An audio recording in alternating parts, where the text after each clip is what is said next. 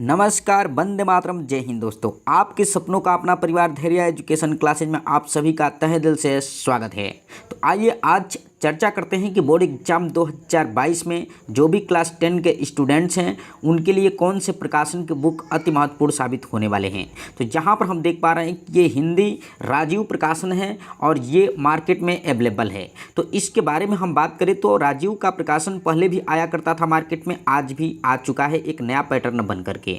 तो ये इसमें क्या विशेषता है, क्यों पुराने बुक को प्रीफर बच्चे नहीं कर रहे हैं और नए को ज़्यादा अहमियत दे रहे हैं, तो इसके बारे में हम आपको विशेष रूप से चर्चा करेंगे। तो यहाँ पर हम देख पा रहे हैं कि ये जो बुक है वो एक रेफरेंस टेक्स्ट बुक टाइप है, ठीक है। पहले जो था वो इस प्रकार का नहीं था और ये नई शिक्षा नीति के आधार पर ये लागू किया गया है, नया पाठ्यक्रम के आधार पर बनाया गया है इसको। और ये 2021 और 22 जो सत्र है उसके लिए अति महत्वपूर्ण साबित होने वाला है। देखिए, थोड़ा इसके बारे में हम चर्चा कर लेते हैं। तो ये हिंदी जो विषय है वो अपने आप से भी घर बैठकर तैयार किया जा सकता है, बट आप बुक सही लेंगे तब, क्योंकि बहुत से बच्चे ऐसे होते हैं जो बुक को जाते हैं और फटाक से खरीद लेते हैं और वही क्या हो जाता है, तो उनके लिए दिक्कत हो जाता है। तो आप जाइए और वहाँ पर जा कर के बुक स्टॉल पे आप देखिए और तरह तरह के प्रकाशन से उसको देखिए और उसमें जो आपके लिए अच्छा लगता होगा, जिसकी भाषा शैली अच्छा होगा, सरल होगा, आपके लिए मतलब अच्छा लगे, तो उसी को आप लीजिए, ठीक है। तो इस बुक के बारे में भी हम आपको बता देते हैं कि क्या इसकी विशेषता है, इसके अंदर कैसे मैटर दिया गया है, क्या मैटर क्लियर है, इन सब के बारे में हम चर्चा करेंगे। तो राजीव से आप बिल्कुल परिचित हैं। तो आगे बढ़ते हैं और अगले पेज की तरफ चलते हैं, जहाँ पर हम देख पा रहे हैं कि ये पहला जो पेज है, यहाँ पर देख पा रहे हैं इसकी डिजाइनिंग बहुत ही अच्छी है और इसका लेखन प्रक्रिया जो है वो बेहतर, आकर्षक है और साफ सुथरा है, ठीक है। इसकी मूल्य की बात की जाए तो मूल्य 117 रुपया है, बिल्कुल आप देख पा रहे हैं। चलिए आगे बढ़ते हैं और भी चीज़ों को समझने का प्रयास करते हैं। ये आप देख पा रहे हैं प्राक कथन जो है इस संपादक एवं प्रकाशक से संबंधित होता है, तो इसके बारे में हमें समझना नहीं है।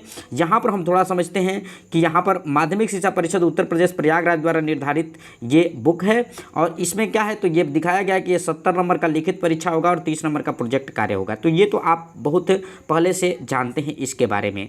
मेन चीज़ों को आपको समझना होगा कि किस में से कितना मार्क आता है, ये समझाया गया है कि किस टाइप से मतलब क्वेश्चन बनते हैं, ठीक है। तो यहाँ पर कुछ लिया भी गया है और समझाया भी गया है कि किससे कितना अंक आते हैं। देख पा रहे हैं यहाँ पर सब कुछ क्लियर है, आप लेंगे तो और भी बढ़िया से इसको देख करके समझ सकते हैं, ठीक है, या आप स्क्रीनशॉट ले करके आप जान सकते हैं। फिर आगे बढ़ते हैं। जो भी चीज़ें हैं इसमें सब कुछ मैटर अवेलेबल है। यहाँ पर देख पा रहे हैं कि आंतरिक मूल्यांकन का भी इसमें मैटर दिया गया है कि किसमें मतलब अगस्त में, अक्टूबर में और दिसंबर में जो एग्ज़ाम होते हैं आपका, उसमें 30 नंबर मार्क दिए जा सकते हैं।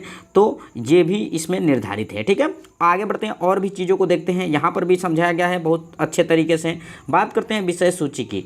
तो यहाँ पर देख पा रहे हैं कि जो विषय सूची है आपका, इसमें बेहतर तरीके से सब कुछ लिया गया है। यहाँ पर देख पा रहे हैं हिंदी काव्य खंड भी लिया गया है। देख पा रहे हैं जो भी आपके लेखक और कवि हैं और जो भी आपके निबंध है या आपके पद है, जो भी है सब कुछ क्लियर तरीके से इसमें वर्णन किया गया है उसका, ठीक है। आगे बढ़ते हैं। यहाँ पर देख पा रहे हैं कि संस्कृत इसमें बेहतर रूप से दिया गया है। देख पा रहे हैं कि संस्कृत भी दिया गया है, यहाँ काव्य खंड दिया गया है, ठीक है। आगे बढ़ते हैं और भी चीज़ों को देखते हैं। यहाँ पर देख पा रहे हैं कि हिंदी गद्य के बारे में बताया गया है, इसकी भूमिका बताया गया है। तो यहाँ पर सबसे पहले गद्य क्या है, ठीक, उसके बाद से यहाँ गद्य और पद्य में अंतर क्या है, डिफरेंट को बताया गया है। फिर आगे यहाँ पर देख पा रहे हैं कि इस बुक में हिंदी गद्य का स्वरूप के बारे में बताया गया है। फिर हिंदी गद्य का विकास यानी इसके डेवलप से संबंधित भी चीज़ों को दिया गया है। आगे और भी चीज़ें हैं जिसके बारे में आपको अध्ययन करना ही होगा, इम्पोर्टेंट होता है और बोर्ड एग्जाम हाल में आपको 1 या 2 नंबर के आते हैं, ठीक है। तो यहाँ पर देख पा रहे हैं कि हिंदी गद्य की विधाएं, विधा कौन कौन सी है, तो जैसे निबंध है। फिर यहाँ पर देख पा रहे हैं कि निबंध में जो भी चीज़ें हैं, विचारात्मक निबंध हैं या भावात्मक निबंध है या वर्णनात्मक निबंध है या विवरणात्मक निबंध है, ये सब कुछ मतलब दर्शाया गया है और इसके बारे में स्पष्ट रूप से लिखा गया है।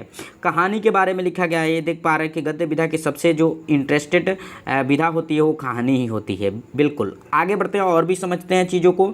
यहाँ पर लघु कथा दिया गया है, भेंट वार्ता है, फिर आपका उपन्यास है। जो भी चीज़ें हैं देख पा रहे हैं कि फैक्टली बहुत ही क्लियर तरीके से इसमें छापा गया है और आप जानते भी हैं कि राजीव के जो प्रकाशन के बुक होते हैं वो बहुत ही अच्छे बुक होते हैं, ठीक है। यहाँ पर देखिए नाटक दिया है, एकांकी दिया है, जीवनी दिया है, फिर यहाँ आत्मकथा है और भी चीज़ें हैं इसमें। देख पा रहे एक एक चीज़ों को। यहाँ पर दिया गया है पत्र साहित्य यानी पत्र लेखन से संबंधित, फिर डायरी है यहाँ पर देख पा रहे हैं, फिर लेखा चित्र है, यानी जो भी चीज़ें हैं इसमें मतलब बहुत ही अच्छे तरीके से इसमें वर्णन किया गया है। फिर यहाँ पर देख पा रहे हैं संस्मरण है, यात्रा साहित्य है, फिर रिपोर्टाज है, ठीक है, यहाँ पर गद्य काव्य है। ठीक, आगे और भी चीज़ें हैं जिसके बारे में हम यहाँ पर देख पा रहे हैं कि जो भी चीज़ें हैं वो फैक्टली बहुत ही आपके लिए लाभदायक हैं और बोर्ड एग्जाम हॉल में आप जैसे ही जब बैठेंगे उससे जो भी है इससे रिलेटेड क्वेश्चंस बनते हैं वो आपको आएंगे। ठीक है, अब यहाँ पर मोस्ट क्या है, तो यहाँ पर देख पा रहे हैं हम कि मोस्ट ये है कि यहाँ पर देख पा रहे हैं कि जो भी इससे प्रश्न बनते हैं हिंदी गद्य के विकास से संबंधित